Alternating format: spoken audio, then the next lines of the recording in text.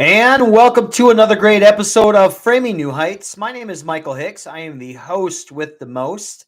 Unlock your true full potential with Live to Thrive life coaching. Yes, that's right. That is me. I am the life coach and life specialist that helps you in relationships. And at Live to Thrive, we believe in the power of small, consistent improvements. My unique framework focuses on becoming 1% better in mind, body, and soul every single day. What do I offer? Let me explain. Mind. Develop a growth mindset versus a fixed mindset. Enhances your mental clarity and conquer challenges with absolute confidence. Body.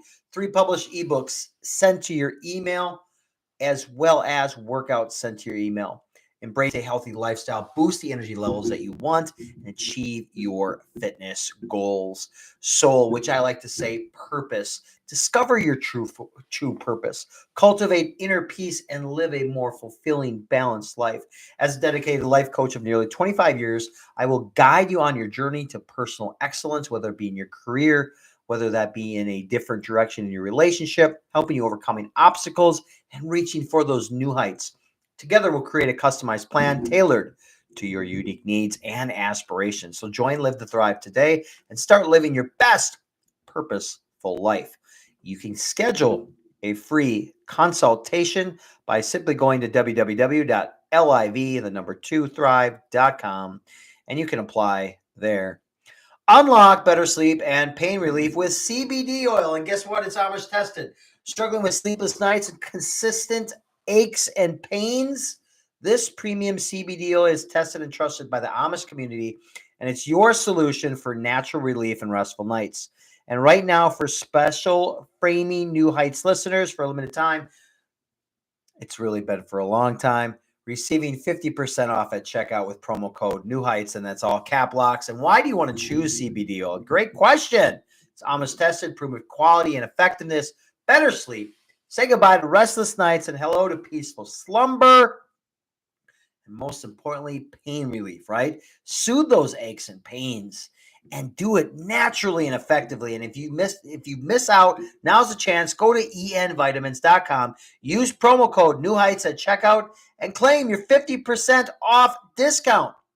Join the Thrivers and the Framing New Heights community and start living a pain-free and well-rested today. All right, let's jump in. Super excited about today's topic. And the topic for today is, have you ever wondered what ruins relationships? Yeah, it's not men. Men are part of it. I will tell you that. Men do cause a lot of issues and problems. But contrary to popular belief, it's not big events like infidelity that really breaks up relationships. However, in some cases, it can be. Here's the thing. The traits that spell doom for relationships are more subtle. They're almost invisible. Let me explain. For instance, if you seemingly how can I say this? So if you seemingly trivial, like the trivial matters, right? Such as a partner eating a fish sandwich when the couple is committed to a vegan diet, that might cause an uproar and maybe possibly fester in a relationship and could maybe upend the relationship. So food is just like the pretext. Does that make sense so far? So what truly matters is the erosion of what I call trust in a relationship. Now, the culprit sees the agreement violation as like a mere blip, like the hurt partner perceives it as betrayal. Now, in relationships, and the reason why so many relationships fail is that there's a trickiness of this relationship ending acts, is that they are all common, but often hidden as couples treat their issues as peculiar to them. Here's what I mean. Divorce. Do you guys know what the divorce rate is? The divorce rate in America is like 70% of people get divorced. And guess what? I'm raising my hand. I was once married and divorced. I've been divorced for 9.5, almost 10 years. And, I can distinctively remember in the marriage that I was in and how it, as I look back and I think about it, and the one biggest blessing that I got out of it was my beautiful daughter. And I am beyond blessed. I think that was one of the best gifts that I have gotten out of that particular situation. However, that a divorce train wrecks you emotionally, financially, physically. I remember going through that time period and I got into Spartan racing and I trained so hard at times where I would just fall to the ground exhausted. And I can remember distinctively when I was running them as I put my daughter's name on my chest with like this, how the stuff that you put underneath your eyelids. I did it for my daughter because I just was like, I know why men, and I can always speak for men on this, why they give up and they say, just take the kid. Because the amount of financial capabilities, financial investments that you got to pay for. Well, here's the thing. If men don't breastfeed, and because we don't breastfeed, that means if a baby is an infant, the baby has to be, or the infant needs to be with mom majority of time. So therefore, dad doesn't get overnights because of breastfeeding. True fact. I don't know where anybody else is, but I will tell you that happened to me. So you have a man that wants to see his daughter as much as possible, pay the retainer for his attorneys, and then because here's the thing in Wisconsin, you're how alimony and support is situated is on overnights. And if you don't get quality amount of overnights, you have to pay child support because you got to make up the difference. So I'm turning over a check of almost $1,000 a month and working 40 hours to see barely my daughter and paying attorney fees and then paying the mom as well. So I know I went off on a little tangent. However, most of us all, or anyone I should say, can fall in love. Here's the thing though. A skilled person can maintain it over the long haul. I look back at that time frame and as we were going through the courtship and I was just like, you get to an age. And I think the biggest thing for me was the fact that, oh man, I'm 42 and I don't even have a kid. And gosh, I was like, oh, I just need to find the right person, a wholesome person. The person was wholesome, what I thought at the time. No dig, no disrespect at all. And you go through it, right? And you do it. And it's scary and I look back and you're being taught from a Christian perspective is marriage is important because you don't want to have a kid out of wedlock. It just is just not looked upon well and in high favor. And so I did it. And then, as you look back, you look at like the little small things. And then I got an opportunity to coach at the varsity level right when my daughter was being born. And then I'm like, I'm going to take this coaching gig. And then the mom's like, no, you're not. I was like, yes, I am. Why wouldn't I? I've worked so hard so many years to get to a varsity coaching gig. And that later on led to college and then professional basketball. I wasn't home. She was home with my daughter. And that created a, a big, brutal problem.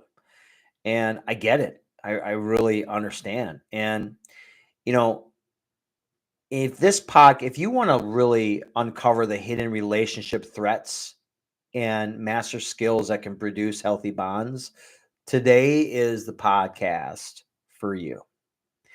And, you know, after I got that divorce, I I will tell you, I had to claim bankruptcy. I had to take money out of my 401, and I look back, and um, it was scary. I remember, falling out of love with this person, but then being taken through the ringer.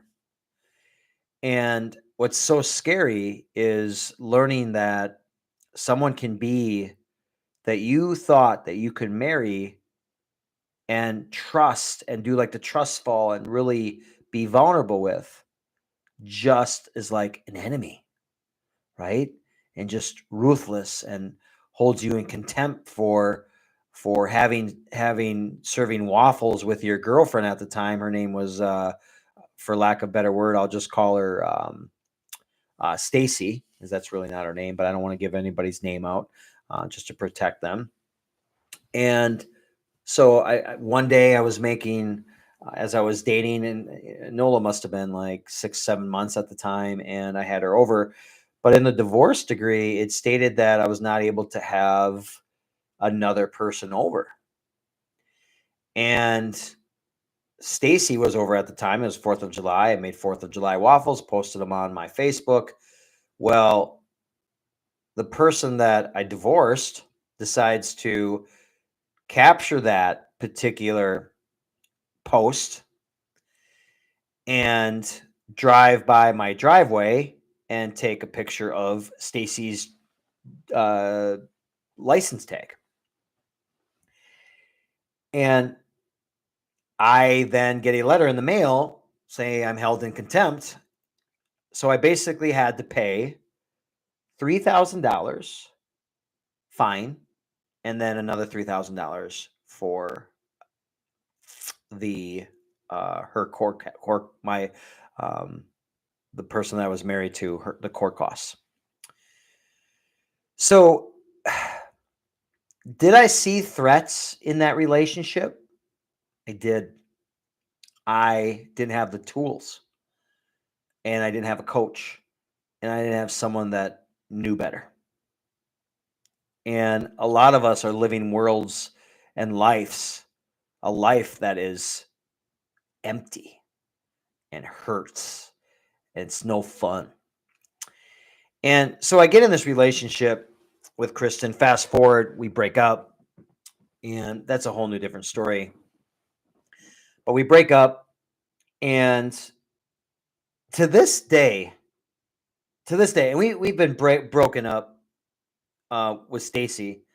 Um, to this day, I get a text. So check this out, y'all, and I want to hear your opinion on this. So I reached out to my cousin, and I'm like, "Hey, happy birthday!" You get it on Facebook. You send the happy birthday, and you send it. He gets it back, and then she says, "It's really unfortunate that you and Stacy didn't work out. I've been hanging out with Stacy quite a lot, and she's a lot of fun." I was like, "Hmm." Now, let me explain to my audience. I don't have a large family. I don't communicate. My family is my daughter and me. That's my family. And I mean, now I'm in a very healthy relationship, so it would be Amber and her 2 kids, and then her side of the family. So I don't have a family. And then you get a message from your cousin that says that. My thought is, why is that person that I'm no longer with 3 years later? It's actually longer than that, probably 3.5 years later, attempting to hang out with my family? That is bizarre. And I don't know about what you all think, but I think that's a little mentally disturbed. And I'm not saying that out of hatred or unkindness, or it just baffles me, because generally when you're in a relationship, you sometimes have friends and that you meet through the relationship, and you don't end up being friends the same way. It just ends, right? And so to this day, I I still have that haunting me. Like this relationship that I had with Stacy, who I'm obviously maxing and making up a name for purposes here, still has the audacity to want to hang out with a family member of mine, and I don't have family. It's just I think it's really intriguing on how people don't grow. They don't change. Like, does that make sense to my listeners out there? So I'm going to go out on a brave tangent here. I'm going to switch the page, and I'm going to say that men that are listening, masculinity in today's day and age, it needs to be redefined. I said it. All right. And I want to break it down. Here's what I mean. Parents today rarely teach their children the truth about marriage. Okay. Like there are curveballs in life. You know, there's a situation that my daughter's so used to routine and schedule, and sometimes schedules get broken. There's curveballs. And a lot of young people don't know how to handle curveballs, right? Well, relationships come with curveballs. And the truth is, relationships are complicated. They're very, very complicated. And because they're so complicated, we need to learn and build our house, whether that's in a marriage, whether that's in a relationship, or what it might be. Men need to build their house. And that can be done through personal qualities that both people agree on.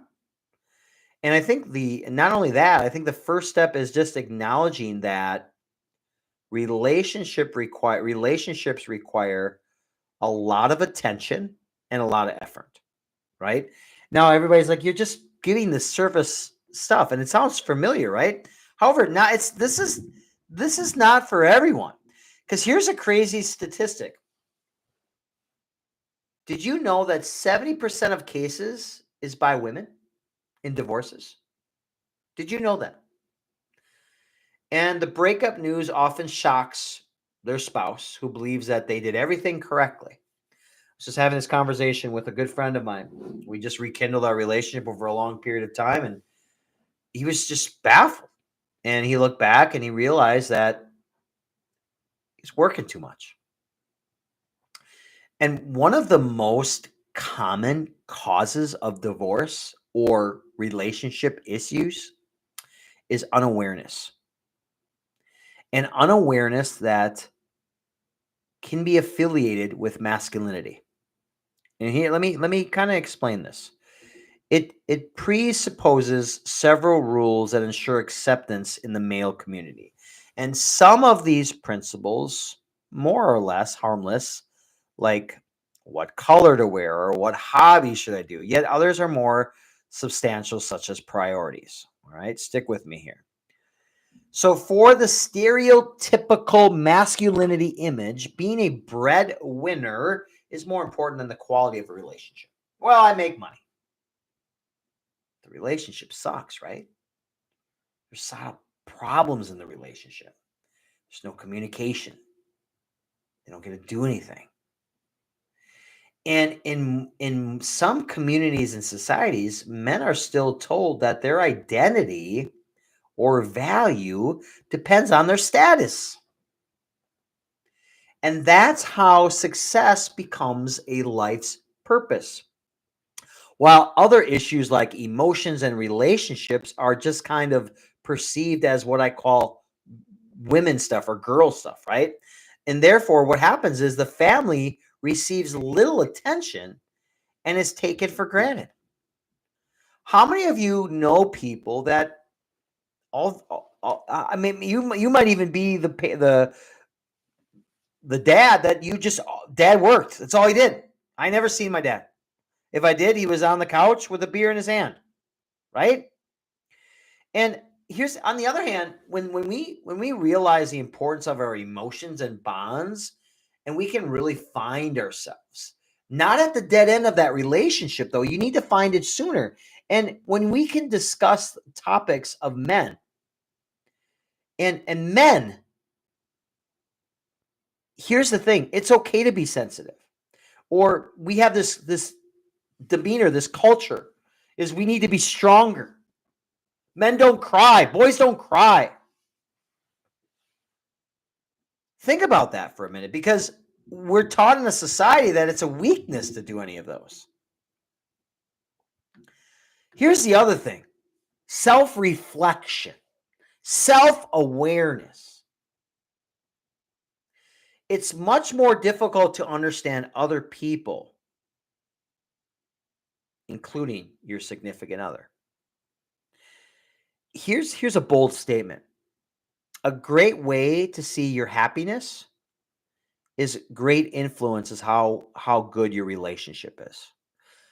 If you are truly happy, 9 times out of 10 it's because your relationship is good.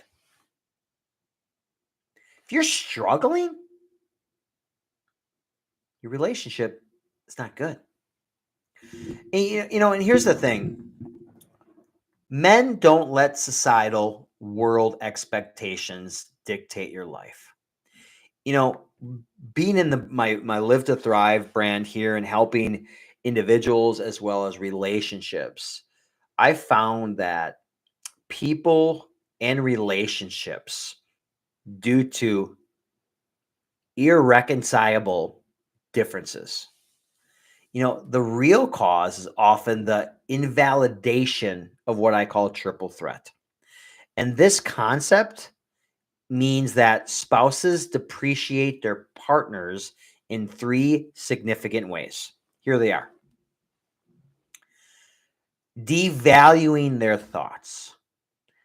I don't know where I was, but I remember walking out and the woman was devaluing what the man was wearing. I told you not to wear those. You look like a slob. Devaluing their thoughts is not a healthy thing. And then the second one is invalidating their feelings. Doesn't matter. Their feelings don't matter. And the last one, the third one, is justifying personal actions. Does that make sense? So how does it manifest? So imagine this for a second. Imagine a partner draws their spouse's attention to something hurtful in a hope that they can change it. Just got off a client call. We actually just talked about this. Instead of responding with empathy or remorse, the spouse attacks their perception of the situation, calling it nonsense, and then arguing that a partner exaggerates or misinterprets the problem and devalues their thoughts. How many of you have done that? Sometimes a spouse admits the hurtful event that happened, however, argues that the partner's response is abnormal. And a typical comment in this case is, "You shouldn't have reacted this way. It's ridiculous." Am I right? But the truth is, no one can judge the emotional experience or expression of someone else, y'all. No one. Now, the third version of the invalidation triple threat is the worst, and sadly the most common. It's when a significant other attempts to explain and justify an action that is painful of their partner. What's wrong with this response? I'll tell you why. Arguing that the hurtful act was the right thing to do combines the first 2 versions of invalidation triple threat with a promise to repeat the behavior later. Does that make sense? Because as you see, similar marriage killing conversations might happen to anyone, and even couples with integrity and love in their hearts aren't exceptions. So, how can you avoid the invalidation of triple threat? Here you go. Before making any type of decisions, consider your spouse. For instance, If you want to make a joke about your partner in front of your friends, pause. Pause. Because you may unintentionally hurt them. And is that something you want to do? Or when your partner does something against your wishes, don't jump to conclusions. Your significant other might not realize the importance of their actions to you, perceiving maybe it's just trifle. Maybe rephrase your wish, highlighting why it's so crucial. So when we deny what our partner says, we make them feel unimportant, unvalued, unappreciated. So first connect with your significant other and show their feedback matters, and then figure out a solution together. When you listen to your significant other closely, it's the most simple, but yes, most effective thing to do. And it's a simple way, y'all, to show love. So how many of you get so caught up on doing something and your spouse or significant other says something to you and you don't pay attention or even listen to a word? And they got to say it like 3 or 4 times. You just lost out on a simple way to show love. All right, I'm going to transition to my next segment is how soon can we reboot relationships? Michael, how soon can you reboot my relationship? Because I'm struggling. Oh my goodness. And here's what it is. Sometimes devaluing our partner's experiences occurs so often that it becomes a pattern and we don't even realize it. And then if we want to eliminate it and eliminate this invalidation triple threat, here's what you need to do. Pay attention to your habits in the relationship. Pay attention to them. And then identify common ways you belittle the importance of your significant other's thoughts and feelings. And then make changes that will compound over time to improve your relationship. One vital modification when discussing hurtful acts is to work on the problem, not the person. I'll say that again. Work on the problem, not the person. And by default, we defend ourselves anytime there's an argument, right? We feel like we have to defend ourselves because most men think they got to win. Men, let me tell you, it's not a win-lose relationship. It's how can I get my significant other to win? How can I get them? And I guess I'm talking to any specific gender here. Win-win is the ideal type of relationship. Arguments, disagreements, they do occur. And a conflict can benefit so much by searching for truth and not being a winner. Victory is not about your relationship is not you want to both win. That's how victory happens. And when we face criticism and realize if our partner says that our emotions or actions are hurtful, you shouldn't say that they're mean or bad people, because everyone uniquely perceives the world so that all these representations are valid but different for everyone. So significant others should accept responsibility for hurting their partners, even if they don't feel guilty. This way, check this out, listen to me. This way, the couple would focus on the problem instead of attacking each other. Boom, right? So, at the same time, those who criticize should choose their words carefully. It's a helpful structure. Well, I should say this. It's helpful to structure the comment using these simple layers. I'm going to break them down for you. All right? Are you ready? Show that you can understand your partner's view clearly to their satisfaction before sharing yours. So what you're saying is, and then you're filling in the blank, so that you heard what they're saying, so that there's satisfaction from them. Then you state yours. Okay. The other piece is explain the aspects in which you agree with your significant other. I agree that the sky is blue. I agree with what you said. I 100% agree. But I really struggle with this next piece. Okay, makes sense? And then mention cases when you have learned from your partner. There was a situation that happened, and I was like, yeah, you're right. It's okay to admit they're right. And lastly, express your concern or even your criticism. And when you can begin fixing old habits, couples, you can form new ones, like build new routines, build new emotional connections. We often believe our relationships remain at the same level as they did when you were getting married, right? Man, you're not growing. And here's the thing, your partners change.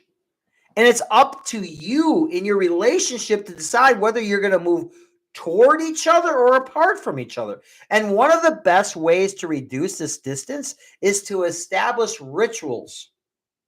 What rituals are you talking about, Michael? Well, do hugs. Do a hug. Go for a walk. Do date nights. Keep the flame alive. One relationship goal that my significant other and I do is, we just did this one, is one surprise. I had the surprise this month, and she's got the prize next month. Surprise. So it's like a surprise. Like, we don't know. Like, let's do something. She came up with the idea. I was like, that's awesome. So develop essential rituals. And if we devote the same time we spend together mastering our professions, right, to understanding your significant other, can you imagine the relationship you will have? Michael, I work 40 to 60 hours a week. When I get home, I'm exhausted. Here's a statistic, and I'm going to get to that point.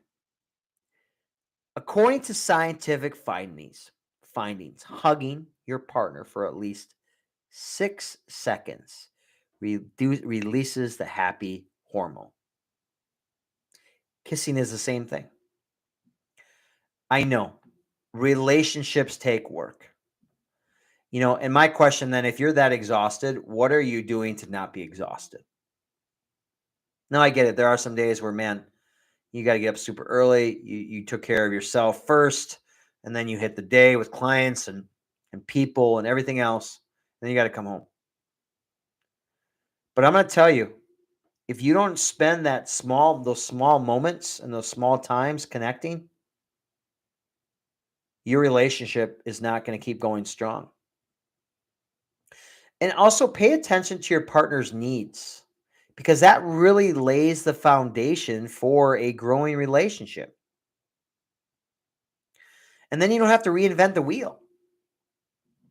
How many are you familiar with psychologist Abraham Maslow, right? So he talked about the 5 levels that humans need. Everybody familiar with that? If you're not, I'm going to break them down for you really quick. There's the psychological need, right? So that's where we entail things that are crucial for our survival, like food, water, and rest. Obviously important, right? Maslow hierarchy of needs. And then there's safety needs, right? So apart from physical security, you also got to have compromise of inner peace, right? So if we constantly feel stressed, this isn't satisfying. And it's not satisfaction or being satisfied in a relationship. And then the other piece is just belonging and love, right? And different types of connections, like being with family, being with friends, those play a very paramount role in building love. And esteem needs, right? And what this focuses on, the respect, and most importantly, our self-esteem. And it's critical for healthy relationships. And those that lack it often question the worthy of love. Am I worthy? And then they ask for constant reassurance for their spouse's feelings, like the fearing of rejection. So these needs must be fulfilled. And people realize that when you deserve the love, love who you are, love the person who they are, not their achievements, not their character features, not their skills, but just love them as a whole. Proving ourselves to gain others' acceptance becomes unnecessary. And this other term, self-actualization, have you ever heard this term before? It's a desire to live to our potential. And at this stage, people pay less attention to what others think of them. Interesting, right? Now, these levels I talked about, there's a pyramid, right? And they work in the following way. Once you reach this next stage, you have fulfilled the needs of the previous one, and so on and so forth. And this principle holds not only for a person, but also in relationships. You can apply this in relationships. Couples are stuck, especially on the second level. And here's why. That's because their safety needs, which go beyond physical protection or financial security and include cultivating trusts, are not satisfied. How many of you are like, man, Michael, you are preaching tonight? So if you want to change some of this podcast will be a good starting point for you. But reach out to me, apply to be part of my Live to Thrive relationship piece. I can help you with that. And as our closest relationships affect our lives more than anything else, we should identify the actions that undermine trust. And one of the most damaging is the same fight. And this term signifies a situation when a couple argues about the same things over and over and over and not making any progress or considering a winning the argument ordeal, right? And the more time this occurs, the less effort the couple invests in the relationship. And guess what?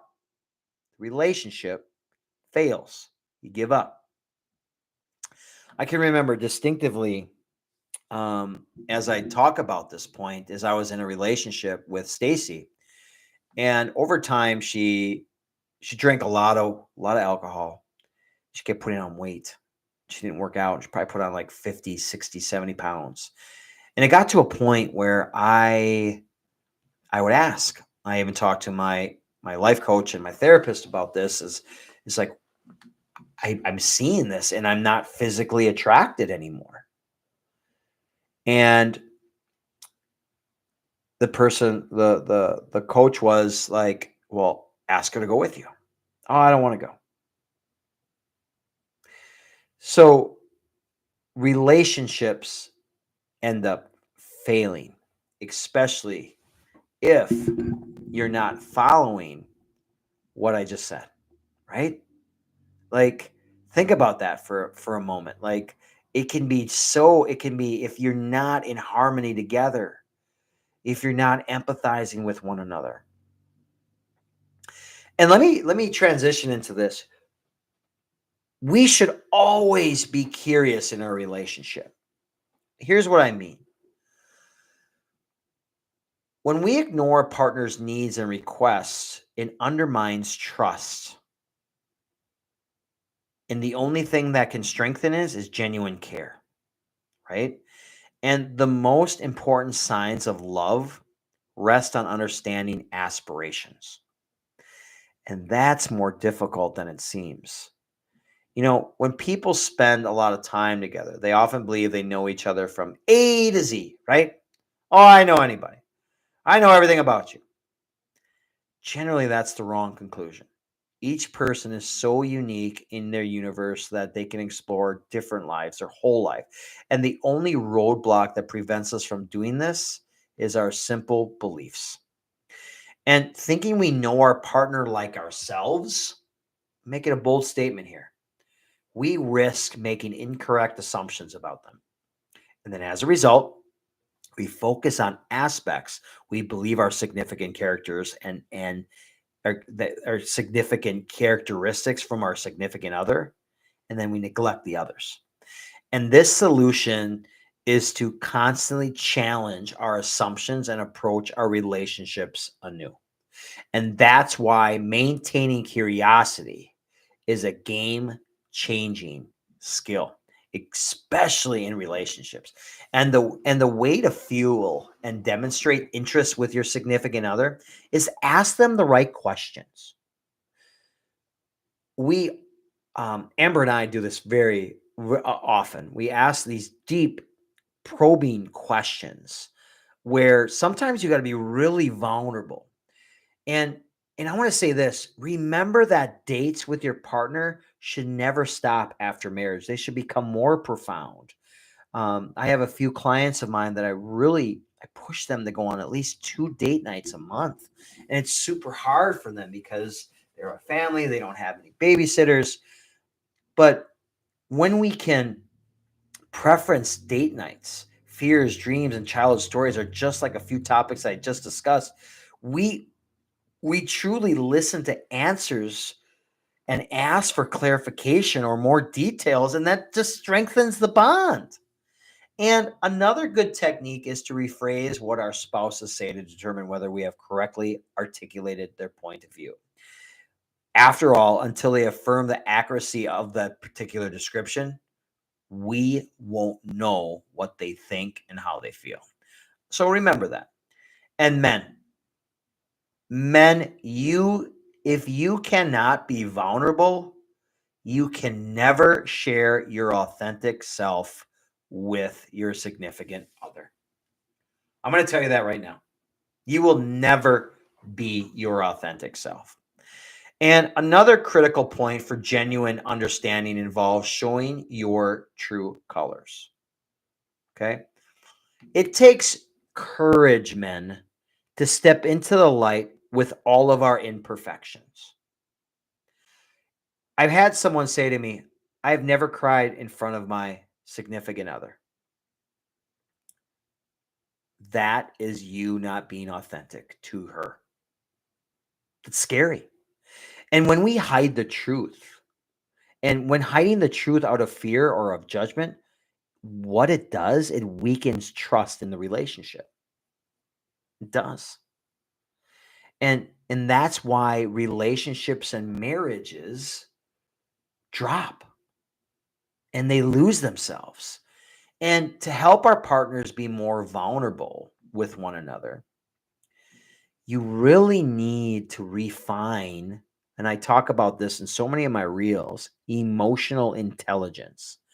And this skill is such an optimistic, positive, open minded skill that can really benefit your relationship. So let me ask you this question, audience. Can you show respect for others' perceptions? Because if you can, this fosters healthy relationships. And as I bring this podcast to a conclusion, I want you to think about this. We often hear that the key to a successful marriage is to find the right person. Man, I failed over and over and over, right? I've had a lot of good people in my life. And that's only half of the truth, y'all. And the truth is, maintaining relationships isn't an inborn skill. And without proper knowledge, even an ideal family can even get broken up from. We should, all of us that are listening today, constantly be on the guard and notice to unlearn the toxic traits that damage your happiness. Write down in your journal today, what are the toxic things that are taking away your happiness? Write it down, highlight it, circle it. And one of the most critical is the invalidation, which I talked about earlier, of the triple threat. And what helps us prevent it? The pillars of healthy relationships. I'm going to give them to you right now. I'm going to give them to you right now. Here it is. Working on our self-esteem to avoid perceiving each critical comment as an attack on our character. Did you hear that? You don't have to defend yourself. If your partner perceives something, they should be able to tell you. In fact, you should be like, thank you. You're making me better. That's what it's about. Second one, nurturing empathy to know your partners better and see the situation from their perspective or point of view. When you can truly do that, you will have a happy life. And lastly, picking up new habits that strengthen your bond. Maybe it's pickleball. Maybe it's something different that you're doing. Maybe it's going for walks. I don't know. But I do know that investing your time and effort in understanding your significant other lays the basis, the foundation for true happiness. And as I wrap it up today, there's three things that I want to leave you with. There's the Meyer.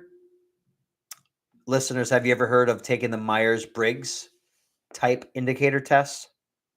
You should do it for yourself and then on behalf of your partner.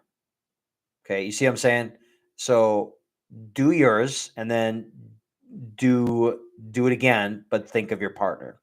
And then compare your answers with your spouse's results and have her do it. And see how close you are and how well you know each other. I think that's a great way to really help create a more deeper, meaningful connection. And then the other piece is just identify your connection ritually. When are you connecting with your significant other? When? Is it when you're tired? When are you doing it? And take the lead, man. Take the lead. Do something. And lastly, practice expressing criticism constructively. That's a big one. Get rid of the yous and start using the I statements. My name is Michael Hicks. I am the host with the most on today's wonderful podcast. I want to say thank you so much for listening today. If you truly found this rewarding and exciting, please like it. Send it to 5 of your friends. You can also go to framingnewheights.com and you can take a look at our website there. But as always, my name is Michael Hicks, 1% better in mind, body, and soul. Stay flexed.